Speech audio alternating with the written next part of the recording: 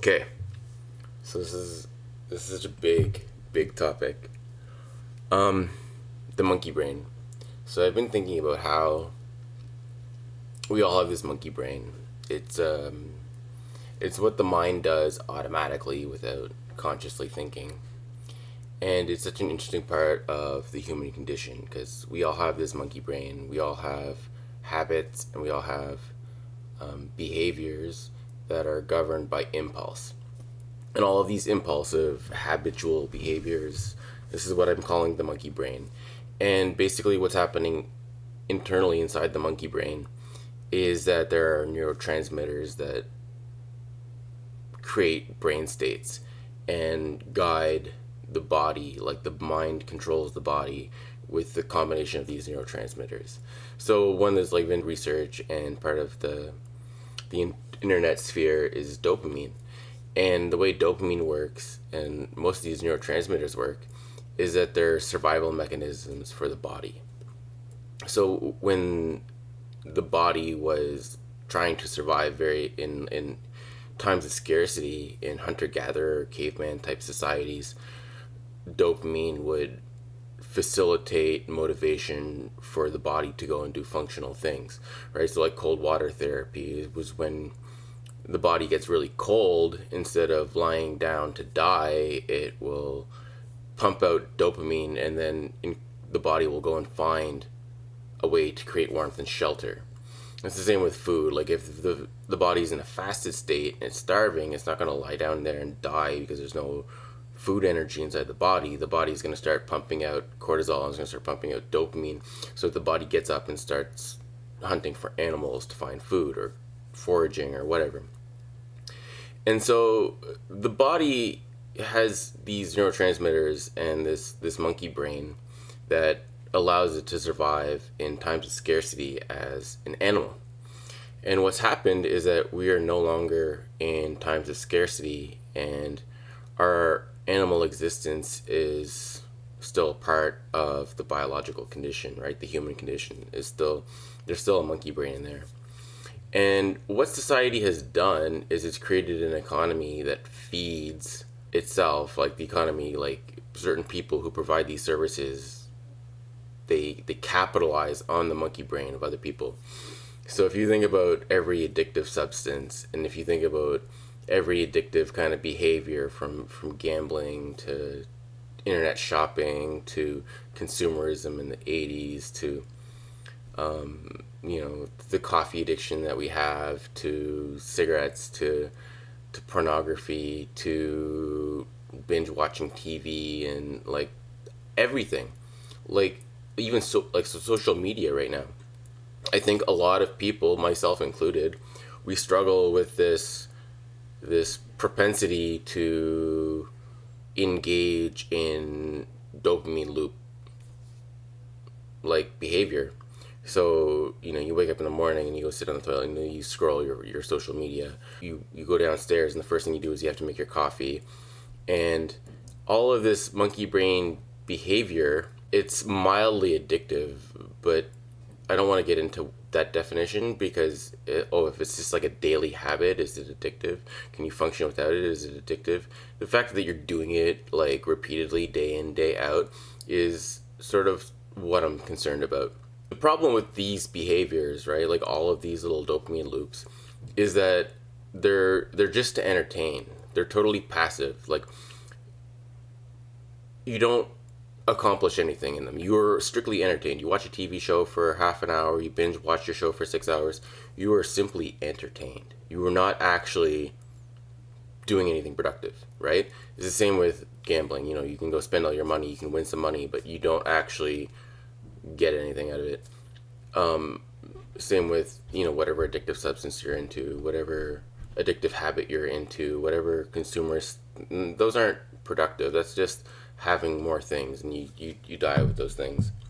What I'm really talking about productivity here is like creating change in the world and reaching a higher state of consciousness, and then perpetuating this so that like we can be happier as a society. Because society right now, amidst all of these these dopamine habits. Like we have a mental health crisis. 1 out of 2 Canadians, or something like 1 billion people in the world, have mental health problems, and the majority of them are like depression and anxiety. And the way I think about this is that those are symptoms of the monkey brain. They're not actually like biological things. If you've ever watched Dr. Gabor Mate, he says there's like a direct link between the biological condition of the body, like the physical condition, as well as the mental condition. He looks at how in a study of women who are developing some kind of sickness, he's looking at the correlation of women who are stressed out and getting sick, and there's no correlation. And he's looking at the correlation of women who are alone, living without social support and getting sick, and there's no correlation. And then he looks at people who are like stressed out and without social support, and they all got sick. So there's like a biological mental relationship that happens. And I think that's true of all our mental health and illnesses. And where does this mental health illness come from? Like, if you have to think about depression, depression is the result of the body trying to do something, right? Like the internal mind or whatever. You want to do something, but you can't do it. And when you experience the futility of trying to do something that you can never achieve, you get depressed about it.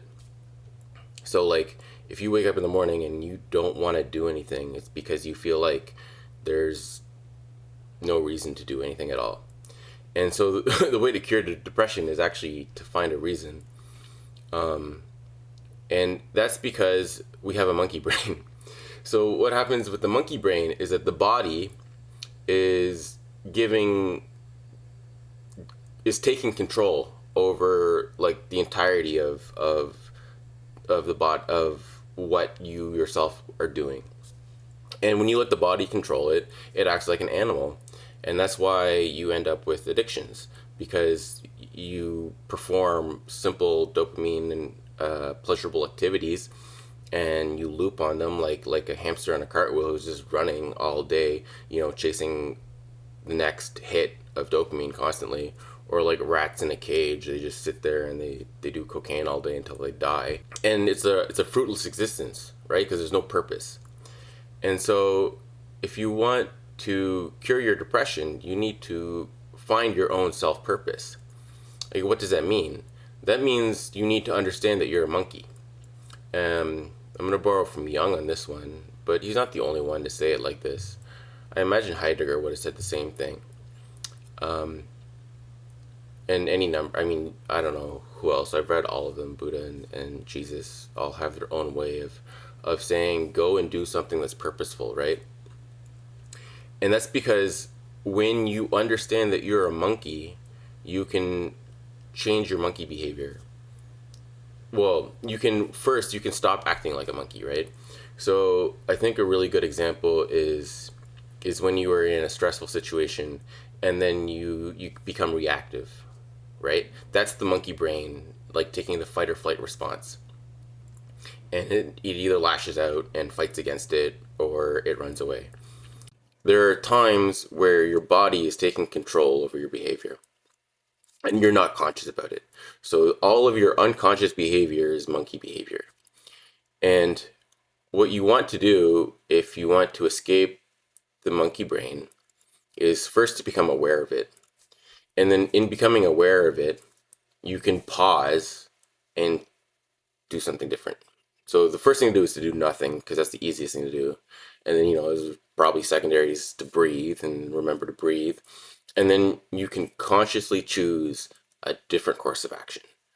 So when you're in a fight or flight response, instead of lashing out angrily or, whatever emotion you're experiencing, you pause and you understand it. You say something like, I am angry. And then you can move forward. I am angry and I don't like what's going on right now. And now you've you've surpassed the monkey brain, right? Like instead of like the monkey brain or the like, you imagine a small child just lashing out. Maybe you're an adult and you lash out. The point is that like you don't want to do this behavior anymore. What you want to do is you want to overcome your monkey brain. And by you overcome that monkey brain by understanding it. And then you practice, mindfulness, right? And in so doing, you can reintegrate your monkey brain behavior with your conscious purpose in life. So this is like living your authentic self. And this is how you overcome all of the addictions of society is you understand that you're a monkey and that you're addicted to all these dopamine loops, which are futile because they have no purpose, they're not taking you anywhere. And instead, you need to understand that you're being doped out on these behaviors. And when you understand that, you can now change the behaviors. Like instead of unconsciously picking up my phone and looking at whatever social media I'm on, I can realize that I have this habit. I mean, you could read Joe Dispenza's book, Breaking the Habit of Being Yourself. That might help to explain what I'm trying to explain. But like, it's all the same. It's basically if you were behaving unconsciously, then you're going to end up with a mental health problem, which is generally depression or addiction or anxiety. And the way to overcome this problem, the way to find a higher self, self actualization, is to become your authentic self, is to surpass the monkey brain. Thanks for watching.